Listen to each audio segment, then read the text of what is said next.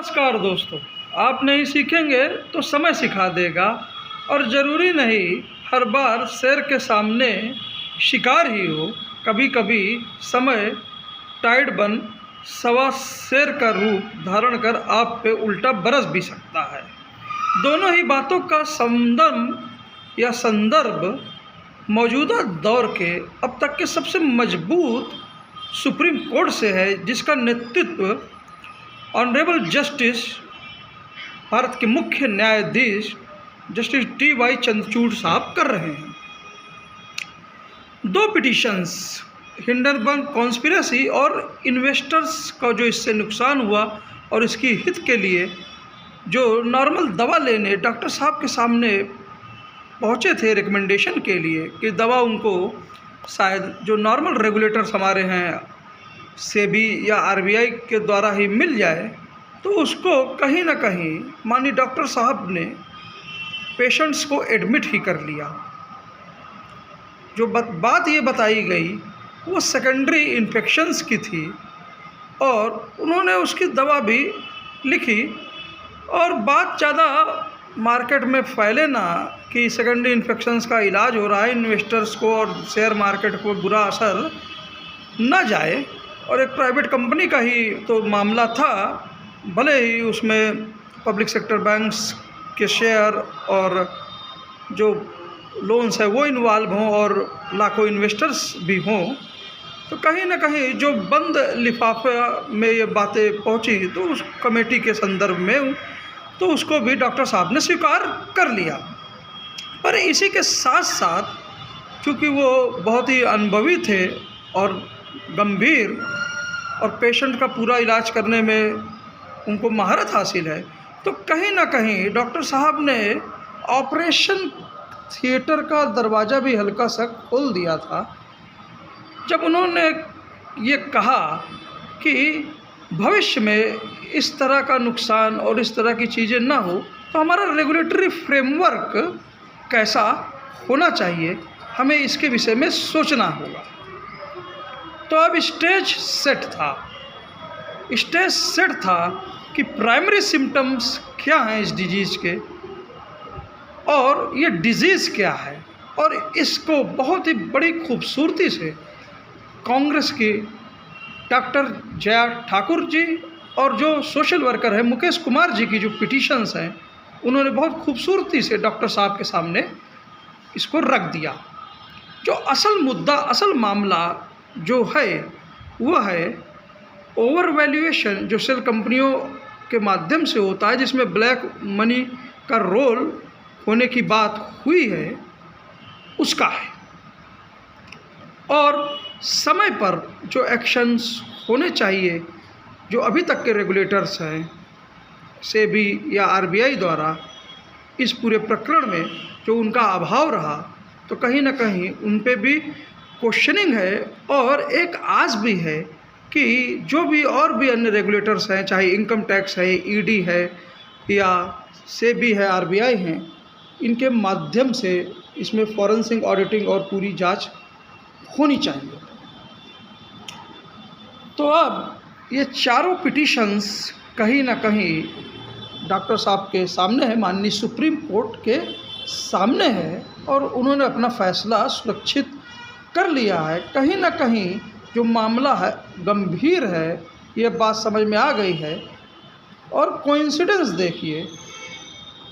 कि एक तरफ जहां मीडिया में अमित शाह जी ने, जो भारत के गृह मंत्री, उन्होंने कहा कि सरकार के पास अदानी प्रकरण में कुछ छुपाने को है ही नहीं, वो मामला सुप्रीम कोर्ट में ऑलरेडी है। तो जब छुपाने को कुछ है ही नहीं तो बंद लिफाफे का में चीज़ों का क्या मतलब है। कहीं ना कहीं इसलिए भी शायद और बिल्कुल सही तरह से और ट्रांसपेरेंसी के लिए फॉरेन इन्वेस्टर्स और पूरे मार्केट के लिए अब जो बंद लिफाफे का प्रकरण है वो क्लोज हो चुका है और माननीय सुप्रीम कोर्ट स्वयं अपनी कमेटी बनाने पे अब राजी है। जहाँ तक टर्म्स ऑफ रेफरेंस की बात है तो इस पे हम लोगों को बोलने का कोई मतलब भी नहीं है, क्योंकि कंटेम्प्ट का मामला हो सकता है और ये कोर्ट का ही अधिकार है। बस अब इतना ज़रूर कह सकते हैं, एक कयास हम लगा सकते हैं कि टर्म्स ऑफ रेफरेंस जो हो सकते हैं वह लैंग्वेज में तो उसके लैंग्वेज और उसके वर्ड के लिमिट में तो बहुत नैरो डोमेन में हो सकते हैं, पर कहीं ना कहीं जो उसके पूरा सब्जेक्टिविटी है, जो उसका कंटेंट है, मूल्य है, वो बहुत ही ब्रॉड सेंस में भी हो सकते हैं। और ये शायद ये इसलिए भी संभव हो सकता है क्योंकि अब फोकस जो है, वेटेज कहीं ना कहीं वो सेकेंडरी सिम्टम्स जो 2 पिटिशन शुरू में आई थी और प्राइमरी सिम्टम्स ऑफ डिजीज़ जो 2 पिटिशन बाद में आई हैं, कहीं शायद चारों पे ही बराबरी का वेटेज ना गिर पड़े। तो और ब्रॉड जो सेंस की बात इसलिए है, शब्दों की लिमिट कम नैरो सेंस में, कि ताकि जो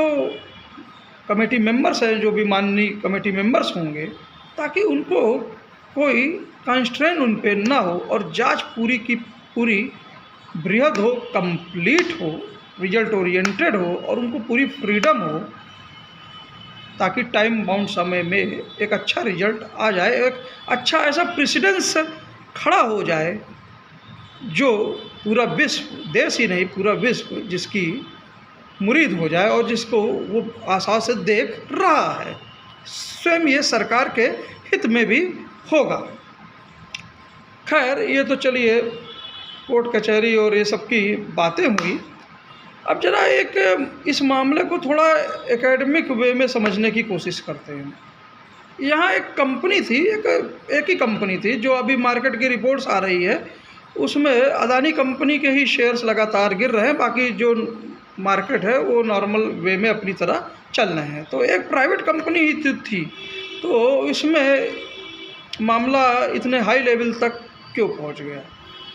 तो ये भी बहुत ही मतलब, अगर पब्लिक एडमिनिस्ट्रेशंस के स्टूडेंट्स हैं जो यूपीएससी की तैयारी करते हैं, जो पॉलिटिकल साइंस के स्टूडेंट्स हैं, या जो खुद विशुद्ध मार्केट के कॉमर्स के स्टूडेंट्स हैं, वो उनके लिए बहुत ही अच्छा रिसर्च का ये एक प्रोजेक्ट हो सकता है और इसके स्टडी वो कर सकते हैं। लेकिन कहीं ना कहीं अगर हम देखें कि अगर जो हमारे रेगुलेटर्स हैं,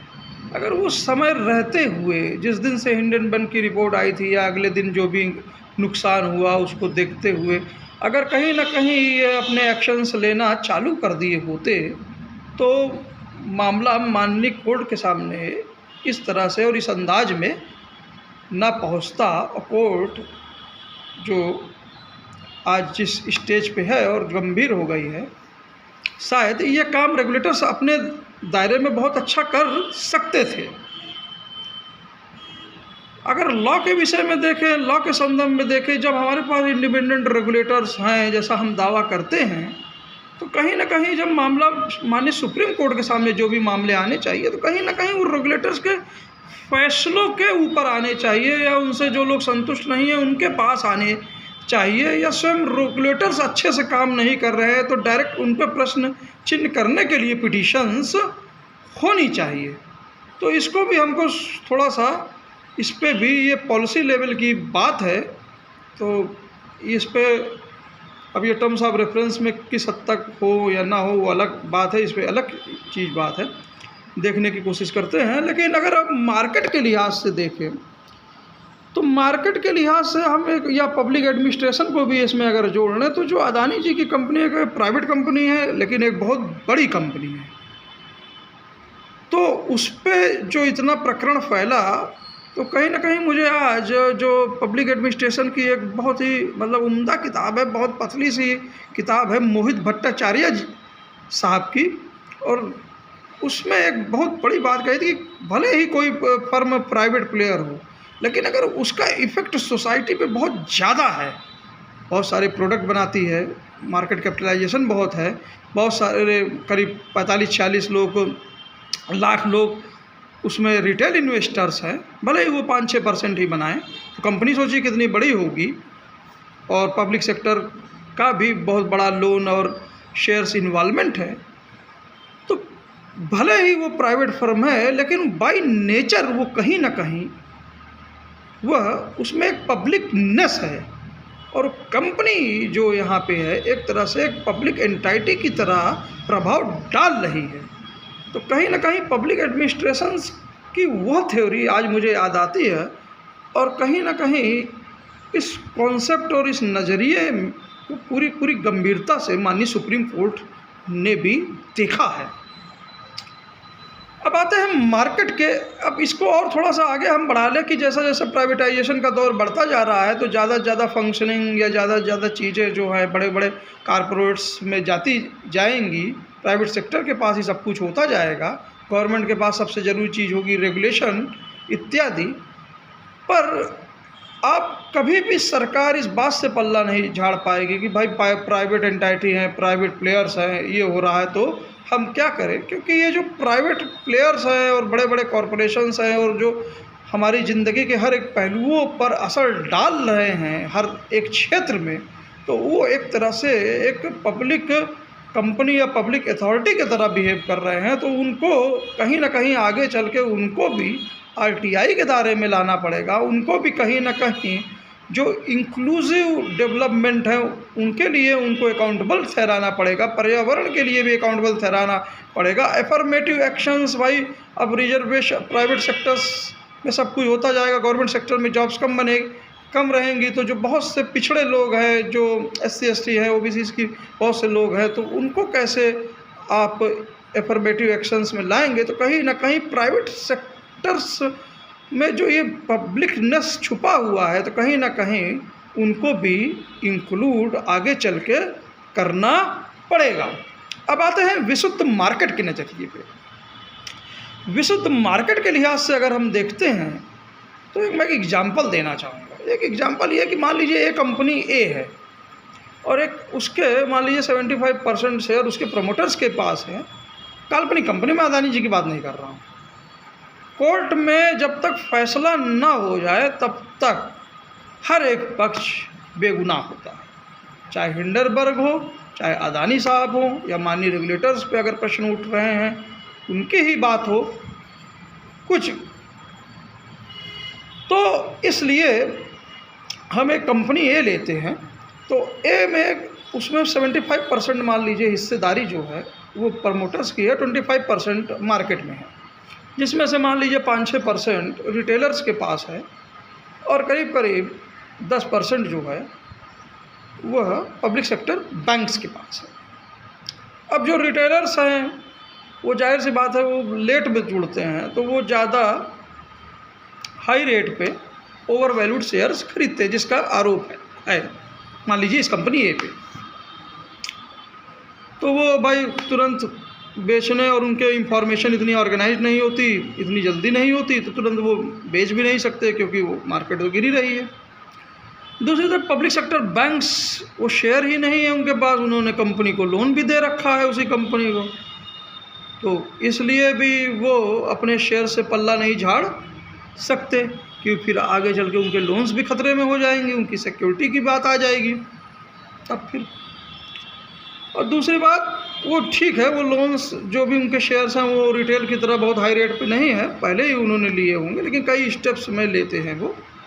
तो कई लो में होंगे, बाद में हाई भी होंगे, ऐसे जो भी फला है। इसी तरह अब मान लीजिए 15% ये निकल गया, अब 10% शेयर की बात आती है, या तो इन 10% शेयर में अब मान लीजिए कि 5% शेल कंपनी जिसे हम कहते हैं, जहां ब्लैक मनी लगने का आरोप है, जो ओवर वैल्यूएशन में इस्तेमाल हो रहा है, और 5% मान लीजिए जेन्युइन जो FII प्लेयर्स हैं उन्होंने इन्वेस्ट कर रखा है। तो अब हिंडनबर्ग की जैसा कि रिपोर्ट आती है, कुछ लॉजिकल थी तभी तो मार्केट गिरी, तो ट्रिगर कहाँ से होगा? ट्रिगर जाहिर सी बात है जो अपनी कंपनी को, जो शेल कंपनियां ओवर वैल्यूएशन कर रही हैं वो तो नहीं लाएंगी, लेकिन जो भी अगर रिपोर्ट समझ में आती है बड़े फॉरेन प्लेयर्स को, जेन्युइन इन्वेस्टर्स को, तो अगर वहाँ से ट्रिगर हो जाता है तो फिर उस ट्रिगर में को फिर उसको कैच कौन करेगा? उस ट्रिगर को मान लीजिए कोई FII सेल करती है तो कोई ख़रीदार तो होना चाहिए। रिटेल इन्वेस्टर्स राज़ी नहीं है, बैंक तुरंत लेगा नहीं, लेता नहीं मान लीजिए। तो मान लीजिए जो शेल कंपनी है जिसने ओवर वैल्यूएशन और ये सब पूरा खेल खेला है, तो क्या वो कंट्रोल करने की कोशिश करती है? क्या वो खरीदेगी? खरीदेगी, दिखाने की कोशिश की हाँ भाई इसके खरीदार हैं। लेकिन इस जैसा कि कल सत्यनिधि पे आलोक अड्डा जी के प्रोग्राम पर वरिष्ठ पत्रकार जो फॉर्च्यून इंडिया के हैं, उन्होंने बताया कि शेल कंपनियों के माध्यम से जो ओवर वैल्यूएशन में जो फंड यूज होता है उसकी भी एक अपनी इनहेरेंट कास्ट होती है, करीब करीब 10 से 15% के करीब। तो अगर जब मार्केट गिरने लगती है तो ये जो पैसा है जो ओवर वैल्यूएशन में लगा है और जिन कंपनियों के माध्यम से, तो वो भी फिर मुनाफा कमाने की होड़ में लग जाते हैं और अपने लॉसेस को जो कवर करने की कोशिश करते हैं, क्योंकि जो उन्होंने ओवर वैल्यूएशन कर रखा है, जो उनको इंटरेस्ट देना है इत्यादि, इसलिए। तो कभी कभी फिर जो शेल कंपनियां हैं, कोई ज़रूरी नहीं है कि वो पर्टिकुलर जो कंपनी एक ही बात कर रहा हूँ वो उसके पूरे कंट्रोल में ही हो, और जिनके माध्यम से ये शेल कंपनियां खोली गई हैं वो अपना इंटरेस्ट देखने लगें, तो कहीं ना कहीं बिकवाली में फिर जो एक्टिव प्लेयर्स हैं वो शेल कंपनियां ही क्यों हो जाए बाद में कि भाई ऑफलोड करिए वरना सब कुछ एक दिन चला जाएगा। तो इस तरह की जो चीज़ें हैं कि यहाँ पर मार्केट से जो भी मुनाफा, नुकसान किसको हुआ? पब्लिक सेक्टर, जो बैंक्स हैं, जो रिटेलर्स हैं, जो हाई रेट पे लिए हैं, उनके शेयर लगातार गिर रहे हैं, उनका पैसा गिर रहा है। जो मूल कंपनी के शेयर्स हैं, चलिए वो नोशनल थे, वो 75% अभी भी प्रमोटर्स के पास हैं, लेकिन चूंकि उस पर जो लोन लिए हैं या आगे लेंगे उसके अपॉर्चुनिटीज़ भी कम हो जाएंगी, एक्सपेंशन भी में भी दिक्कत आएगी। तो कहीं ना कहीं मुनाफा किसको हो रहा है? मुनाफा कहीं ना कहीं आम लोगों की कीमत से और जो जेन्युइन एफआईआई हैं उनकी कीमत से कहीं ना कहीं वापस जो उन्हीं शेल कंपनियों को ये मुनाफा हो सकता है। ये मुनाफा मजबूरी में भी कहा जा सकता है। तो ये मार्केट में जो नए स्टूडेंट्स हैं, जो कॉमर्स पढ़ते हैं, जो शेयर मार्केट के फील्ड में हैं, ये सब उस पर अच्छे से और इसको एक अलग अलग मॉडल बना के अच्छे से रिसर्च कर सकते हैं, अच्छे से उसके विषय में सोच सकते हैं। रही स्वयं अदानी जी की बात, तो अदानी जी के आज के संदर्भ में मैं बिल्कुल भी उन्हें गुनहगार या कुछ नहीं मानता हूँ। मार्केट में बहुत तरह की चीज़ें हैं, बहुत तरह की रिपोर्ट्स आती हैं जाती हैं, सब कुछ भी हैं, लेकिन जो परिस्थितियाँ लगातार चलती जा रही हैं उन स्थितियों में उन्हें अपने एक्सपेंशन को रोकते हुए जैसा भी वो कर भी रहे हैं, तो अपना कंसोलिडेशन करना चाहिए। और उन्हें ये भी समझना चाहिए कि जो शेयर्स जो रिटेल्स में कम हैं, अगर वो और ज़्यादा परसेंटेज में होता, या जिन कंपनियों को वो लगातार खरीदते जा रहे थे या एक्वायर करते जा रहे थे, अगर उन्हीं कंपनियों में अपने रिटेल इन्वेस्टर्स बढ़ाते जाते, मान लीजिए अंबुजा सीमेंट ही उन्होंने ली थी हिमाचल में, तो कंपनी के साथ करीब करीब 40 से 50 हज़ार लोगों का रोज़गार चलता था डायरेक्ट इनडायरेक्ट वे में। तो अगर थोड़ा सा टाइम होता, कभी कभी इतना तेज़ी जब आगे बढ़ते हैं तो ना इतना मैनेजमेंट होता है और ना इतना क्या बोलते हैं आप सोच पाते हैं, तो कभी अगर उन लोकल लोगों को साथ और क्लोजली वर्क करते वो फैक्ट्रियाँ बंद ना होती और कहीं ना कहीं उन लोगों के जो उन लोगों को एम्प्लॉयमेंट दे रहे हैं, अगर उन्हें ही अपने रिटेल मार्केट में जोड़ने की कोशिश करते हैं, और बाकी जो भी आप कोर्स ले रहे हैं और जो भी अदानी विल्मर है, जैसे ये एंटरप्राइज है, ग्रीन एनर्जी है, तो इनमें भी आप अगर अपने नॉर्मल रिटेलर्स को इस पेंशन के साथ आप शेयर पब्लिक इशू लाते रहते रिटेलर्स के लिए, तो आज जो ये इस तरह की स्थिति, खतरा जो इस तरह का हुआ वो शायद ना होता। और जो ओवर वैल्यूएशन जो भी इल्ज़ाम है फला है, उसके लिए जो एफपीओ लाना पड़ा, एफपीओ का जो रिस्क हुआ, वो एफपीओ में भी कहीं ना कहीं रिटेलर्स, जो दूसरे रिटेलर्स हैं, वो सब भी पार्ट करते हैं, लेकिन बहुत तरह की स्ट्रेटजी अपना सकते हैं। खैर अभी भी बहुत कुछ है बचा, तो कंसोलिडेशन हो सकता है। बहुत सी जो चीज़ें हैं कैश की भी दिक्कत हो सकती है, अभी डीबी पावर्स को उन्होंने लेने से मना कर दिया। तो बहुत सी चीज़ें जो ऑफशूट्स हैं उनको छोड़ा जा सकता है। जो भी चीज़ें हैं कोर, उनको देखते हुए उनको तेज़ी से फिर से ज़मीन पे लाकर अच्छे से वर्क किया जा सकता है। मार्केट कंडीशंस और इम्प्रूव होने पर और पब्लिक में शेयर होल्डिंग बढ़ने पर फिर से नया दौर चालू हो सकता है एक्सपेंशन इत्यादि का। हाँ, खैर जो ये जांच का इश्यू है और ये जो ओवर वैल्यूएशन और ये शेल कंपनी और ये ब्लैक मार्केट इत्यादि, ये सब जो चीज़ें हैं वो कोर्ट कचहरी के डोमेन में है और जस्टिस के सामने सभी लोग हैं। और कहीं ना कहीं ये लेशन एक आम आदमी को भी हमें सोचना चाहिए, आम आदमी के स्तर से, कि जब तक कोर्ट का निर्णय ना हो, जब तक कोर्ट का निर्णय ना हो, तब तक आप किसी को गुनहगार समझ उस पर बुलडोज़र मत चला दीजिए। ये आम आदमी पे भी यही चीज़ आप देश समाज को सबको लागू करना चाहिए। और जहाँ तक विपक्ष की बात है, कांग्रेस की बात है, तो कांग्रेस ने जो 2 पिटीशंस बाद में दी, जो मेन डिजीज़ के संदर्भ में, डॉक्टर जया ठाकुर जी, और एक रिलेटेड पिटीशन जो सोशल वर्कर मुकेश कुमार जी के संदर्भ में है, तो कहीं ना कहीं जो लीगल वे में कांग्रेस ने बहुत ही अच्छी दोनों पिटीशन बहुत ही सही समय पे दी। और जो भी जहाँ सुप्रीम कोर्ट में होगी वो ज़्यादातर जो उसका डोमेन होगा वो पॉलिसी की इम्प्लीमेंटेशन में वो ज़्यादा होगा, टाइम बाउंड होगा, फाइन, और मतलब एकदम फोकस्ड होगी। लेकिन ऐसी स्थितियाँ आई क्यों? इतने दिनों से रेगुलेटर्स अगर एक्शंस लेते होते, चलता होता, और इतने LIC और बैंक SBI इतने ज़्यादा इन्वॉल्वमेंट क्यों हुए?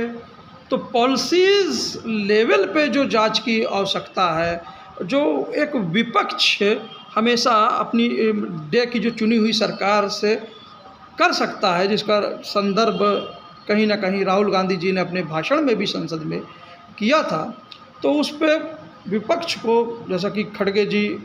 ऑलरेडी JPC की मांग कर रहे हैं, तो वो एक अलग इशू है और उस पर विपक्ष को मिलकर आगे बढ़ना चाहिए। और पॉलिसी लेवल पे जो वृहद जांच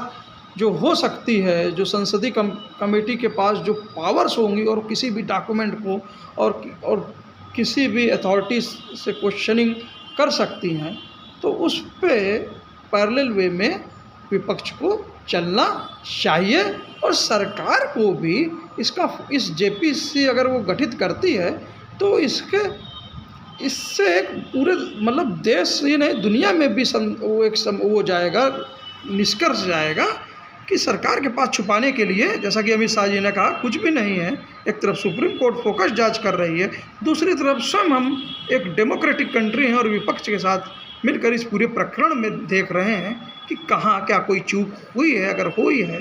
तो उसका रेमेडी क्या हो सकता है।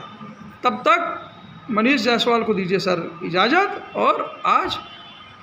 महाशिवरात्रि की विशेष शुभकामनाओं के साथ आप लोगों को